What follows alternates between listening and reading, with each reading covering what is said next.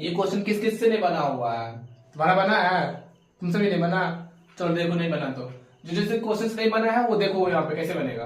कह रहा है यदि किसी आयत की लंबाई और चौड़ाई का अंतर, यदि किसी आयत की लंबाई और चौड़ाई का अंतर 5 मीटर हो और परिमाप 110 मीटर हो, तो लंबाई और चौड़ाई ज्ञात, लंबाई एवं चौड़ाई ज्ञात करना है। ना हमको लंबाई मालूम है ना हमको चौड़ाई मालूम है, तो लंबाई और चौड़ाई नहीं मालूम है तो उसके लिए क्या करेंगे, यही हमारा लंबाई होता है, यही हमारा चौड़ाई होता है। जो चीज नहीं मालूम है उसके लिए हम लोग एक मान लेते हैं वैल्यू, जैसे कि एक्स वाई मान लेते हैं, कुछ भी मान सकते हैं। तो चलिए मानते हैं, माना कि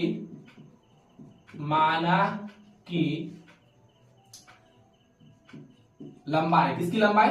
आयत की लंबाई। माना कि आयत की लंबाई कितना? x, और आयत की चौड़ाई क्या मान ले इसको? y मान लिए। हमारा लंबाई अब x है और हमारा चौड़ाई अब y है। फिर क्या करेंगे? प्रश्न से चलेंगे, प्रश्न जैसे जैसे कहेगा वैसे हम चलेंगे।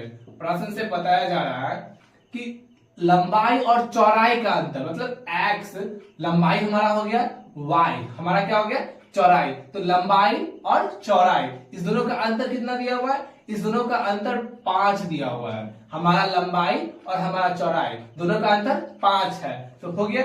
अब हम क्या करेंगे, अगर हम सिर्फ लंबाई की बात करें तो ये जो चौड़ाई है 5 के साथ क्या हो जाएगा? ऐड हो जाएगा। हम लंबाई की बात करें तो चौड़ाई क्या हो जाएगा? 5 प्लस, मतलब कि 5 प्लस y।